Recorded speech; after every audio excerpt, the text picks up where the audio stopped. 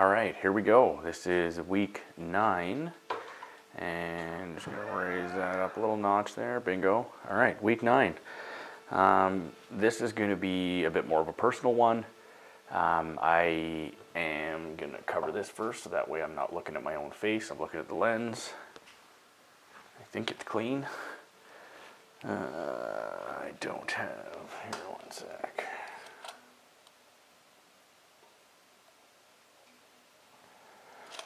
There we go. I think that's good. All right. Yeah, bingo. All right, so yeah, this is going to be an interesting one. So I am going to talk about my experiences growing up with drugs and alcohol. And so basically, I didn't have a huge push for alcohol. Was not a big fan. It's not something that I kind of gravitated towards. It tastes gross, and I never took the time to push through the grossness of it to get to the fun drunkenness of it in high school, and ended up kind of, it's so weird because like I have a teacher as a dad and a secretary as a mom, and grew up in like a school household. And so it just was like hammered into me at a very young age, like drugs are bad. Drugs, every drug is equally as terrible. Pot is the same as cocaine and heroin, and they're all terrible, and they'll ruin your life, and only idiots do them. So it was kind of a weird one for me. But basically, like I said, I didn't drink alcohol, and I didn't want to be not cool. And so I ended up actually kind of stumbling into pot in a weird way, where I was hanging out with a guy who wasn't one of my good friends, and he invited me out to his trailer, and it was him and another guy that they were acquaintances in high school, but they weren't like, you know, my close circle of friends. And the one guy in particular did drugs a fair bit, and ended up bringing out a joint and asked if I wanted to smoke. And it was probably mostly to try not to look like a loser, to be honest, and because this guy was like a cool guy that did drugs, and so I tried it, and it actually didn't really do anything. I didn't feel it at all. I did inhale, but it didn't seem to have an effect. I ended up forcing myself to have a few beers that night as well, because once again, it's like they were drinking, and so I felt kind of like, yeah, I need to do this too. This was grade 9, I think, maybe grade 10, and so yeah, so that night I tried drugs and alcohol both for the first time, and it never really took. And then another time, I remember the next time after that, I tried weed was a couple weeks later. I remember buying a dime bag off of a buddy of mine it was definitely grade 9. It was grade 9 math class. I bought a dime bag off him in grade 9 math class. I'll never forget this tiny little red dime bag with what in hindsight was probably like a .4 maybe, but it was my first time ever buying it, so I wasn't really gonna know the difference. And I still to this day remember the distinct smell and everything about it.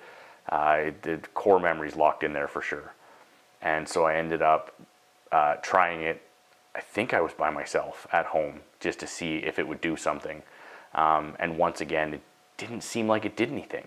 And I couldn't figure it out. And I remember in my head going like, man, if I do this again and nothing happens, like what's the point of this? It clearly isn't doing anything. And then the third time that I did it, I can't remember who I was with, but I think I was with like a couple of my friends from high school that I was actually friends with. We were at my house, and took a few puffs off it, and we were watching a movie, I think. And I just remember being on the couch and feeling like I was falling backwards, and I kept kind of like catching myself from falling.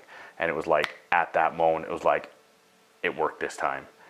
And from then on out, it was this just magical experience, man. I friggin' loved pot. I don't know if anyone out there, well, a million people have seen it, but the movie Half Baked was one of my favorite movies. And basically, they're talking about all the different kinds of potheads, and the one kind was the enhancement smoker, the one that was like, you ever seen the back of a $20 bill? You ever seen it on weed?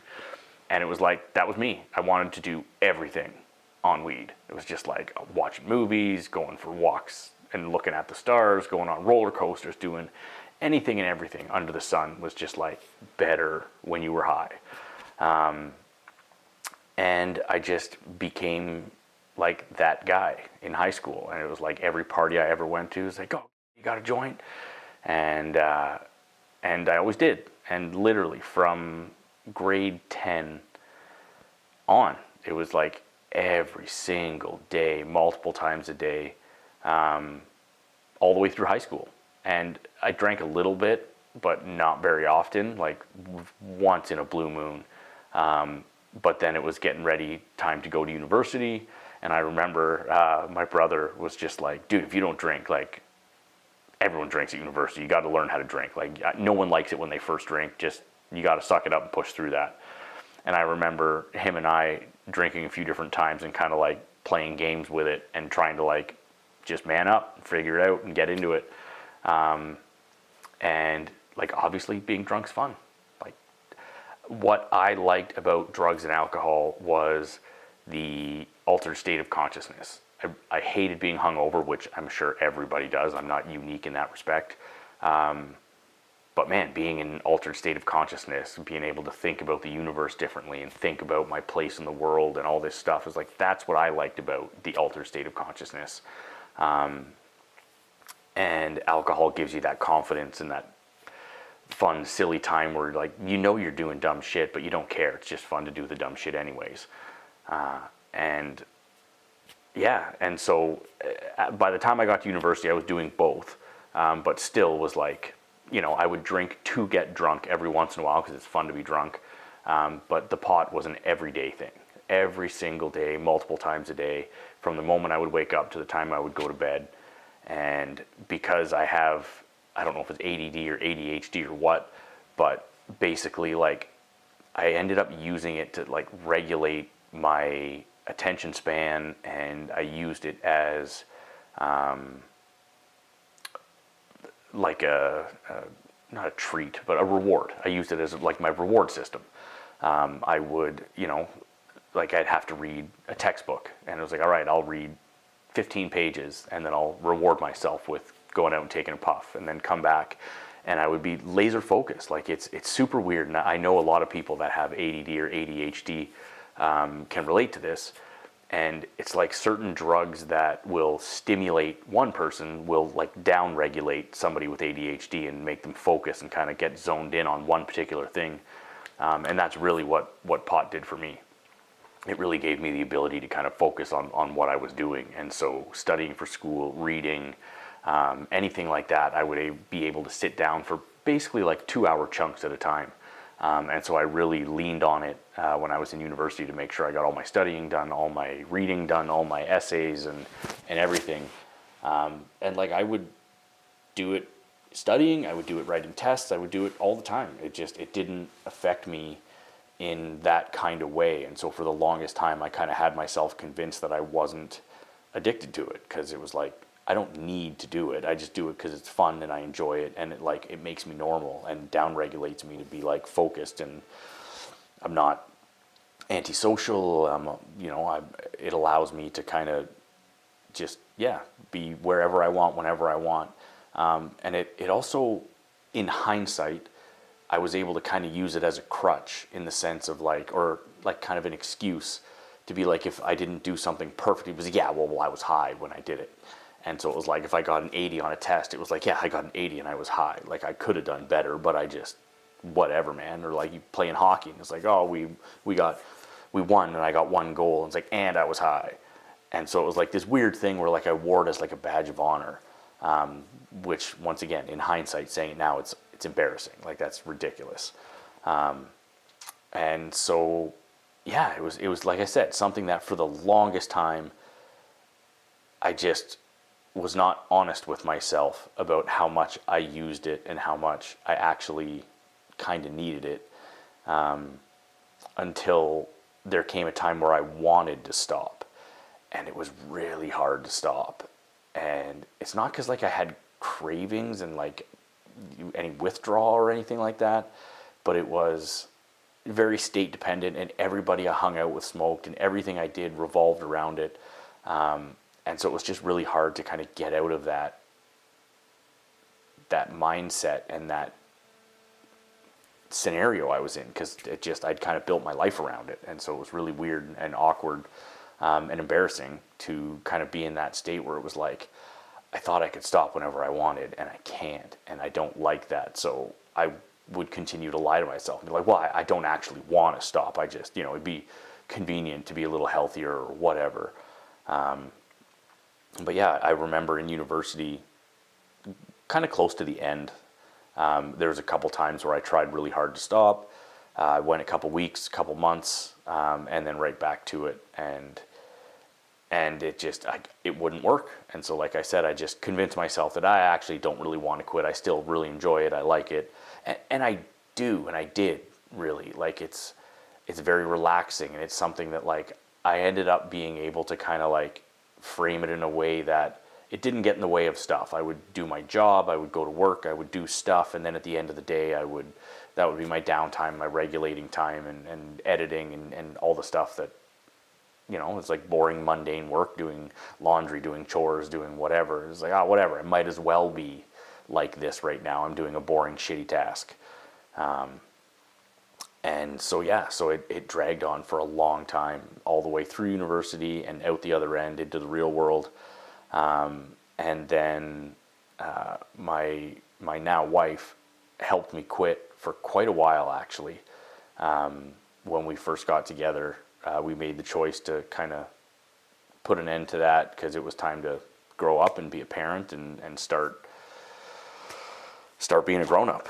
And so for a good couple of years, I stopped. And it actually wasn't that hard. It was something that I realized kind of at that point, that it wasn't something that I wasn't able to stop. It was something that I wasn't able to regulate. And that was actually really upsetting, because I consider myself to be pretty strong-willed, and pretty determined, and anything work-related, I'm able to just power through and do it. And so this was something that is like I wasn't able to be in control of it, and that was a really upsetting thing to kind of learn. After I kind of had the parenting thing under control and everything got legalized, it was just like, wow, it's, like, I don't really like alcohol. This is kind of my thing, and it's like, I just won't do it all the time. I'll do it, on the weekends and out at camp, around the bonfire and whatever. And it worked like that for quite a while, but then, as it always does, it kind of slips into other stuff, and started doing it more and more. And then it got to the point again where it really bothered me, and I couldn't figure it out, and it really was upsetting. And then 3 years ago now, 2.5 years ago, I kind of hit that point where I was like almost 40, and it was just like, I don't like that I'm not in control of this. It's not an issue in my life. Like, it doesn't stop me from doing anything. It's not getting in the way of anything. I'm not unproductive because of it. But it was just really bothered me that it was something that I couldn't control. And when I would stop, I would actually become more productive. And so I was lying to myself that I was equally as productive when I was like that. The amount of time it would take to prep, go outside, come back in, wash my hands, brush my teeth, kind of compress and get ready to get back to work. And it was like there's little 20-30 minute breaks here and there all the time. I was like, that could have been just like editing or work time. So it was like there was tons of time that was getting wasted that I wasn't really accounting for, because I was willfully blind about it. But yeah, it got to the point where I was 38, I think, and I just kind of had this moment where it was like, I'm going to take a year off of everything just to prove to myself that I can do it. And so I stopped everything. I stopped weed and alcohol. Not that I do a lot, but those were the two things. But like alcohol was one of those things where it was like, I've never enjoyed it. I don't like it. Being drunk's fun, once again, totally being drunk's fun. But the hangover's not worth it. And so I never drink. But I would find myself drinking because other people asked if I wanted to drink. And I didn't have the balls, for lack of a better word, or the backbone to just say no. It was just like, I don't want to be an asshole. They're being polite. They're offering me a drink. It's polite to whatever. And it was like 95% of the drinks I would have were that exact scenario. And once again, that bothered me. It was like, why can I not just say no? Like, it's okay to say no. Why can I not do it? And so it was like, I'm going to take a year where it's just like, no, I'm in 100% control. I'm not smoking anything. I'm not drinking anything. 100% clean. And I did it. And it was, the weed thing was really easy. Once it got past a couple of days and kind of broke that habit, it was just like not a problem at all. It's easy to close the door for me, but it's hard, like I said, to regulate the traffic through the door. The alcohol thing took a little bit more because you're around family and friends and people are having a social drink, and alcohol is this weird thing where if you say no, they're like, oh, like, you okay? Is everything good? And it's like, it's this weird thing where, like, if you don't drink, people think it's weird. And maybe it is, but it's just funny that it's like there's no other drug that's like that. It's like if someone's like, oh, you want to do some coke? You're like, no, I'm good. And they're like, oh, you cool? Like, And so it's just weird that alcohol is that one thing that, like, if you say no, it elicits kind of like just this weird reaction from people where it's just like, oh, that's weird. You don't do that. And so, so that took a little bit of getting used to. That was the hardest part, was saying no to that. But once again, after probably about 3 months, it became very normal. It was just like, no, I'm just not drinking. Took some time off. I'm done for a while. And that was kind of the end of that. And it was great. And I lasted a whole year, and it was awesome. And then after that, it was like, okay, I can do it. I'm going to go back. Now that I know I can control it, I'm sure I'll be fine. And I'm going to go back, and like Sunday, I've got like a 24-hour window on Sunday. That'll be my kind of like spirituality day and my house cleaning day and like all my boring, mundane tasks. And I'll be able to smoke on that day, and it'll just be my chill day. And I kind of, in my head, was like, if I go outside of that window, then I have to quit, because that's clearly telling me that I can't control it if I have that strict window. And I go outside of it. And so for a full year again, bang on, was perfect. Every Sunday. But it always, once again, it started with like once on Sunday, then twice, then a couple times. Then it was like Sunday was kind of a gong show. But like I said, I'm doing laundry, I'm prepping food, I'm getting stuff ready for lunches for the kids for the week. I'm doing all these boring, mundane and then like playing with the kids and playing outside and doing fun stuff, because it's like in my head, it's like, well, if I'm like this, I can't just sit around and do nothing. If I'm like this, I might as well have a blast with the kids and whatever. And so it worked for a whole year, every Sunday. But then after that year, I kind of gave myself, I was like, I did the whole thing. I'm going to give myself a week just as like a, hey man, you did it. And that week turned into, it just went back to full tilt. And it was, like I said, that was super upsetting, because it was just like, nope, that's the reality check. I'm not actually in control of this. I have to stop. And so September 1st of this past year, I quit, and it's been, yesterday would have been 6 months, was 6 months. And I'm done forever. And I'm finally at this place where it's like I'm a grown up. I don't have a ton of friends. I've got one good buddy down the street. I got my 2 brother-in-laws in town here. And other than that, like, I don't do a whole lot. And so it's still a little weird, because my good buddy does it a lot as well. But he's actually slowing down too. And so we're just kind of in this good space where it's like, I don't feel like I'm missing out on stuff. I feel like I had a blast with it while I did. But I'm done. I feel like I've hit a good natural stopping point. I'm turning 40. I turned 40 this year. And my health is super important. And I want to be working out and eating well and taking care of my body the best I can. And that's one of those things where it's like the health thing was just this final straw where it's like, I don't want to get cancer, man. I don't want to leave this world earlier than I need to. I've got 2 beautiful girls and a wife, and I want to be here as long as I can and be able to be the best version of me that I can possibly present. And so it was nice that I kind of hit this natural stopping point. And so yesterday was 6 months. I'm excited to hit the year mark. and then just go from there. And I don't have those cravings at all anymore.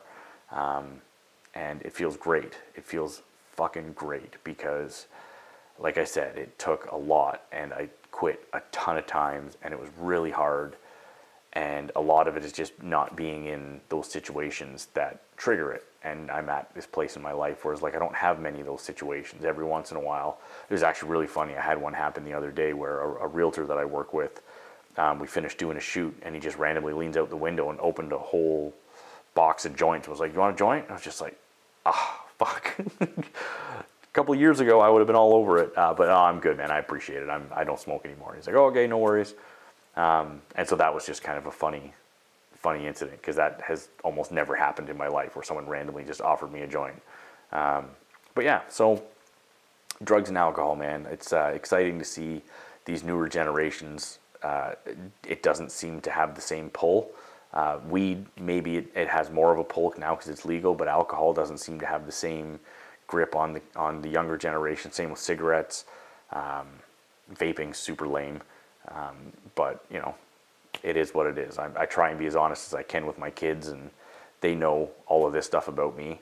And I try and be honest with them because my parents were kind of just like, "Oh, drugs are terrible. It'll ruin your life," and this and that. And they can, but they're not this horrible thing. It's like drugs are dangerous because they're awesome. And it's hard to regulate things that are awesome. And they have a huge downside if you do too much. And so, like I said, I try and be honest with my kids. And like, man, drugs are amazing, but stay the hell away from them because they could mess you up. And you're going to make dumb choices, and you're going to try stuff, and you're going to screw up. And that's normal. And mom and dad will always be here for you, and we'll always be there to bail you out and help you with whatever we can. There's my alarm to do this story. And yeah, and so it's been interesting to be able to kind of talk to my kids about this stuff, because I'm hoping to give them an honest perspective on it, and they see me and know I'm not a total idiot. I'm not really, but yeah, drugs and alcohol are going to be part of their lives, and I just hope that they have a good relationship and a level head with this kind of stuff, and hopefully nothing shitty happens, and they have some fun and learn some lessons and don't grow up too fast. Because yeah, I'm excited where I am right now, and like I said, I'm 40 and looking to be the healthiest, best version of myself, and super pumped to be clean and sober 100%. And yeah, man, just pumped.